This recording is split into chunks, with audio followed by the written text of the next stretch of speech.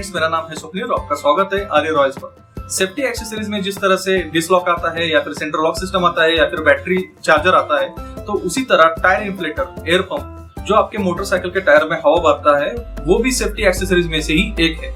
समझ लीजिए फ्रेंड्स, अगर आप लॉन्ग राइड पे गए और वहां पे टायर पंक्चर हो जाता है और भले ही आपके पास पंक्चर रिपेयर किट हो, तो पंक्चर निकालते वक्त कुछ जो एयर है वो तो निकल ही जाती है। तो उसको टायर में फिर से भरने के लिए आपको टायर इन्फ्लेटर या फिर एयर पंप की जरूरत होगी।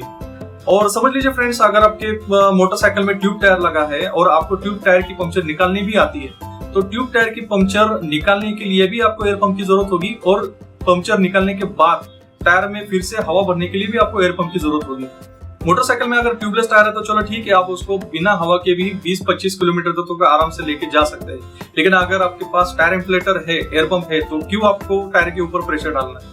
तो सेफ्टी एक्सेसरीज में से एक जो टायर इन्फ्लेटर है, उसके बारे में मैं आपको इन्फॉर्मेशन देने जा रहा हूँ। मैं जो टायर इन्फ्लेटर यूज कर रहा हूँ वो है रेस्क्यू टेक टायर इन्फ्लेटर, और इसको मैं पिछले 2 साल से यूज कर रहा हूँ। और मैं आपको बता दूं फ्रेंड्स कि लॉकडाउन पीरियड में मैंने इसको जम के यूज किया है। सिर्फ मेरे मोटरसाइकिल के ऊपर ही नहीं, मैंने दूसरों के कार और दूसरों के मोटरसाइकिल के ऊपर भी मैंने इसको काफी यूज किया है। और उसको यूज करने के बाद ही मैं आपको इसके बारे में रिव्यू दे रहा हूँ। तो चलिए इसके बारे में इसकी जो अनबॉक्सिंग हम करते हैं। एक्चुअली इसकी अनबॉक्सिंग तो मैं 2 साल पहले कर चुका हूँ। मैं आपको बस इसके बारे में इंफॉर्मेशन देता हूँ कि इसमें क्या अच्छी बातें और क्या दिक्कतें हैं। चलिए शुरू करते हैं। यह है फ्रेंड्स रेस्क्यू टेक का टायर इन्फ्लेक्टर, या फिर आप इसको एयर पंप भी बोल सकते हैं। ये जो एयर पंप है वो आपके मोटरसाइकिल के बैटरी के ऊपर ही ऑपरेट होता है, उसके ऊपर ही चलता है। चलिए देख लेते हैं कि इस बॉक्स के ऊपर प्रोडक्ट के बारे में हमें क्या इन्फॉर्मेशन मिलती है। बॉक्स के लेफ्ट साइड में हमको ये इन्फॉर्मेशन मिलती है कि ये जो टायर इन्फ्लेटर है वो बैटरी के 12 वोल्ट डीसी के ऊपर चलता है। टायर इन्फ्लेटर के ऊपर एक एलईडी लाइट लगी हुई है ताकि आप जो इसका यूज है वो अंधेरे में भी आराम से कर सकते हैं। इसके साथ सिगरेट लाइटर प्लग आता है जो कार में यूज होता है, और उस कॉर्ड की जो लेंथ होती है वो है 2.8 मीटर। इतनी लेंथ सफिशिएंट होती है इस टायर इन्फ्लेटर को आपके कार के चारों टायर तक पहुंचने के लिए। मोटरसाइकिल के लिए SAE कनेक्टर आता है और उसके कॉर्ड की जो लेंथ होती है वो है 1.5 मीटर। ये भी सफिशिएंट है वो आपके मोटरसाइकिल के फ्रंट और रियर टायर तक पहुंचने के लिए। और साथ ही में इसका जो वेट है वो सिर्फ और सिर्फ 335 ग्राम है, जिसकी वजह से ये जो टायर इन्फ्लेटर है बहुत ही लाइट वेट हो जाता है। इस बॉक्स के पीछे की ओर कुछ वार्निंग्स और कॉशंस के बारे में इंफॉर्मेशन दी गई है। इसके बारे में मैं आपको आगे बताता हूँ। चलिए फ्रेंड्स, इस बॉक्स को ओपन करके देखते हैं कि ये जो एयर पंप है वो कैसा है। इसमें एयर प्रेशर डायल जो है वो एनालॉग टाइप का है, और राइट साइड में एक स्विच दिया गया है जिससे कि आप इस टायर इन्फ्लेटर को ऑन या फिर ऑफ कर सकते हैं। और साथ ही में इसमें ऊपर की ओर एक LED लाइट दी गई है ताकि आप इसका जो यूज है वो अंधेरे में कर सके। ये देखिए फ्रेंड्स, ये है SAE connector cable. SAE cable connector जो होती है ना फ्रेंड्स, वो जेंडरलेस होती है, जिसमें मेल फीमेल ऐसा कुछ नहीं होता है। और इस टाइप के जो कनेक्टर होते हैं वो ज्यादा से ज्यादा ऑटोमेटिव और इलेक्ट्रॉनिक एक्सेसरीज में यूज किए जाते हैं। ये बहुत ही स्टर्डी, मजबूत और लॉन्ग लास्टिंग होते हैं। और ये है इसकी एयर नोजल कॉर्ड। यहाँ पे आप देख सकते हैं कि इसकी लेंथ है वो बहुत ही शॉर्ट है, जिसकी वजह से काफी दिक्कतें आती है।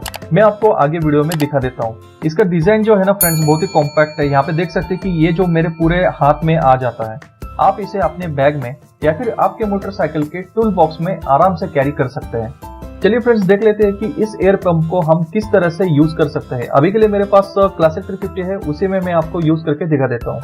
अभी हम बाइक के पास आ चुके हैं और यहाँ पे आप देख सकते हैं कि मैंने जो फ्रंट टायर की जो हवा है वो हवा पूरी तरह से बाहर निकाल दी है।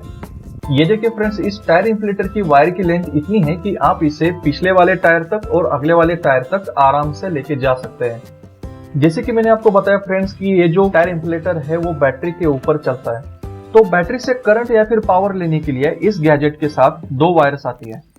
तो उन 2 वायर में से एक वायर के एक साइड के ऊपर ऐसे ही कनेक्टर लगा होता है और दूसरे साइड पर सिगरेट लाइटर प्लग लगा होता है जो कार में यूज होता है, जिससे कि हम कार में लगाकर कार के बैटरी में से करंट ले सकते हैं इस टायर इन्फ्लेटर को चलाने के लिए। और इसके साथ जो दूसरी वायर आती है वो मोटरसाइकिल के लिए होती है, जिसके एक साइड पे ऐसे ही कनेक्टर लगा होता है और दूसरे साइड पे ओ रिंग बने होते हैं, ओ रिंग कनेक्टर होते हैं, ताकि हम वो उसे बैटरी के टर्मिनल के ऊपर कनेक्ट कर सके। रेड वायर कनेक्ट होगी पॉजिटिव में और जो ब्लैक वायर है वो कनेक्ट होगी नेगेटिव में। देखिए फ्रेंड्स, ये है ऐसे एक कनेक्टर की वायर जो मोटरसाइकिल के लिए आती है, जिसमें से रेड वायर का जो कनेक्शन दिया है बैटरी के पॉजिटिव के साथ और ब्लैक वायर का कनेक्शन दिया है नेगेटिव के साथ। अभी हम इसको कनेक्ट कर लेते हैं टायर इन्फ्लेटर के साथ। जैसे कि मैंने आपको बताया था फ्रेंड्स कि ये जो कॉर्ड है वो जेंडरलेस होती है, जिसमें मेल फीमेल ऐसा कनेक्शन कुछ होता नहीं है, socket to socket directly connection होता है। तो रॉन्ग कनेक्शन लगने का तो कुछ इसमें खतरा नहीं होता है। ये देखिए फ्रेंड्स, हमने वायर्स को कनेक्ट कर दिया है। अभी एक बार इस टायर इन्फ्लेटर का स्विच ऑन करके चेक कर लेते हैं कि हमने जो कनेक्शन किया है वो करेक्ट किया है या फिर नहीं। ये बिल्कुल फ्रेंड्स, ये ऑन हो रहा है, इसका मतलब हमारा जो कनेक्शन है वो सक्सेसफुल हो चुका है। चलिए अभी हम इसका यूज कर लेते हैं। चलिए फ्रेंड्स, अभी हम इसको कनेक्ट करते हैं टायर के वॉल के साथ। यहाँ पे आप देख सकते हैं फ्रेंड कि अलॉय व्हील्स की जो डिजाइन है वो इस तरह के होने के कारण और साथ ही में जो टायर इन्फ्लेटर का जो एयर पाइप है उसकी लेंथ कम होने के कारण इसे मुझे टायर के वॉल के ऊपर कनेक्ट करने के लिए थोड़ी दिक्कत आ रही है। लेकिन अगर स्पोक व्हील लगा होता तो इसमें आपको कोई दिक्कत नहीं आती। हमने इसको टायर के साथ कनेक्ट कर दिया है और अभी आप देख सकते हैं कि जो एयर प्रेशर है वो बिल्कुल ही जीरो है। टायर के अंदर जो है बिल्कुल भी हवा नहीं है।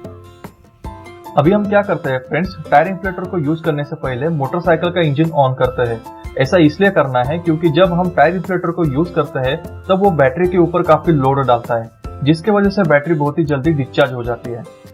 तो इससे बचने के लिए हम इंजन को ऑन करते हैं, ताकि जब टायर इन्फ्लेटर यूज में होगा तब इंजन ऑन होने की वजह से बैटरी चार्ज होती रहेगी। बैटरी के ऊपर ज्यादा लोड नहीं आएगा और ना ही वो डिस्चार्ज होगी।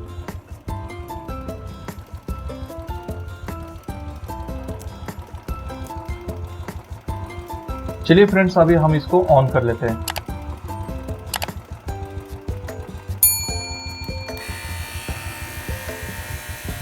आपको एक बात बता दूं फ्रेंड्स कि इसकी जो आवाज है वो बहुत ही लाउड है और साथ ही में ये बहुत ही ज्यादा वाइब्रेट करता है। जब तक ये हवा भर रहा है फ्रेंड्स, तब तक हम बात कर लेते हैं इसके एयर प्रेशर गेज के ऊपर।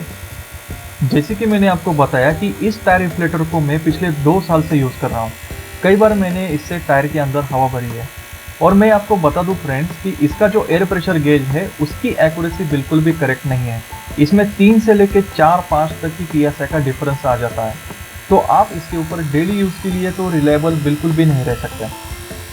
यहाँ पे आप देख सकते हैं कि इसकी जो नीडल है वो बहुत ही ज़्यादा वाइब्रेट कर रही है, लेकिन जैसे जैसे टायर के अंदर हवा बढ़ती जाएगी और प्रेशर बढ़ता जाएगा तो इसकी जो नीडल है वो स्थिर होती जाएगी और आखिर में बिल्कुल भी स्टेडी हो जाएगी। अभी मैं अगर क्लासिक 350 के टायर के बारे में बात करूँ तो क्लासिक 350 के फ्रंट टायर में 30 से लेके 32 PSI तक एयर प्रेशर होना चाहिए और रियर टायर में 35 से लेके 40 PSI तक एयर प्रेशर होना चाहिए।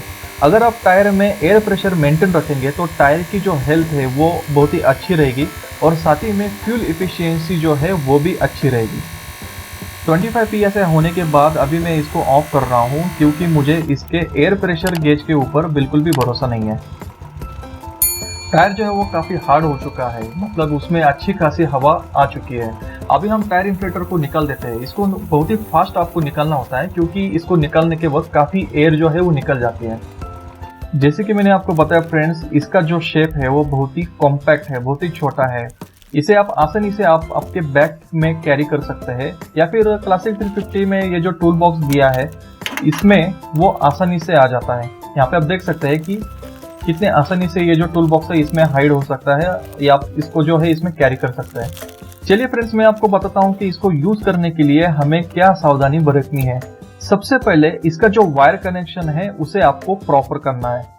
दूसरा, इसको यूज करते समय मोटरसाइकिल का जो इंजन है उसे आपको ऑन ही रखना है।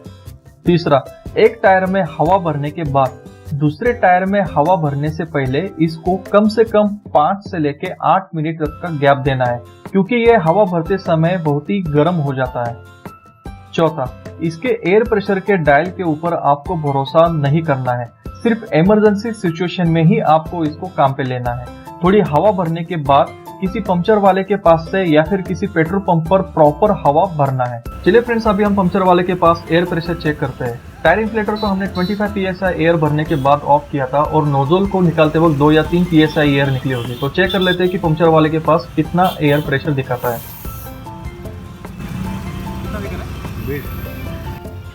तो यहाँ पे आप देख सकते हैं कि उसके एयर प्रेशर गेज में 20 PSI दिखा रहा है। मतलब 5 psi का डिफरेंस आ रहा है। इसका मतलब ये है कि टायर इन्फ्लेटर का जो एयर प्रेशर गेज है वो एक्यूरेट नहीं है। आई होप फ्रेंड्स आपको ये वीडियो अच्छा लगा होगा। मैं इसी तरह के वीडियो आपके लिए बनाता रहूंगा जो आपके लिए फायदेमंद हो। अगर ये वीडियो आपको अच्छा लगा है तो प्लीज इस वीडियो को लाइक कीजिए, चैनल को सब्सक्राइब कीजिए और बेल नोटिफिकेशन आइकॉन के ऊपर क्लिक कीजिए ताकि मैं अगर कोई नया वीडियो अपलोड करूं तो उसका नोटिफिकेशन आपको सबसे पहले मिले। आपको मिलता हूं अगले वीडियो में, तब तक के लिए मास्क पहने और सुरक्षित रहिए। जय हिंद, जय भारत।